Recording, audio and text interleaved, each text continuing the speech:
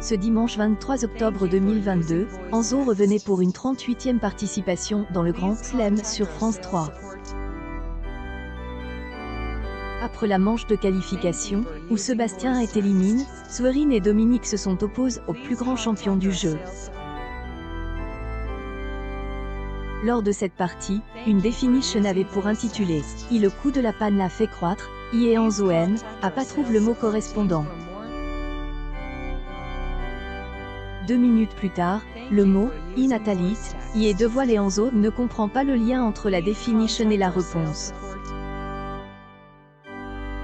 Cyril Ferraud explique aux champions que lors de la panne des électricités, on ne sait pas quoi faire et natalite, Elle, animateur de Mendes, il a compris où est-ce, il doit faire un dessin. Enzo fait une annonce embarrassante et crée le malaise en lâchant « idée, accord, même si je haine, et pas encore elle, expérience de la pratique,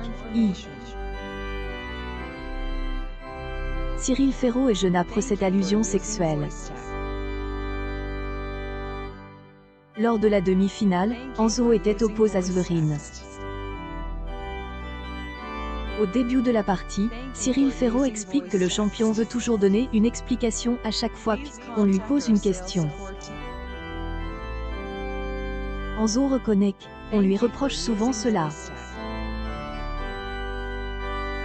Avec un score de 64-14, le champion domine son adversaire et assure une 38e victoire. En finale, sur le thème « Atelier et usine », Enzo remporte 2000 €. Puis, sur le thème « autour de Saint-Malo », il a également gagné la même somme.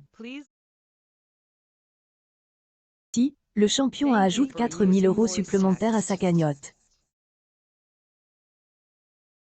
Enzo cumule 229 500 € en 38 victoires. Cette édition du Grand Chelem, proposée entre 17h54 et 18h49, a réuni 1,76 million de téléspectateurs, soit 13,1 parts de marche sur les 4 ans et plus. L'émission est en hausse de 0,3 points sur une semaine. Tentera de conserver son rang de plus grand champion du Grand Chelem dès le dimanche 30 octobre sur France 3. Il est le plus grand champion dans un jeu de quiz sur France Televisions.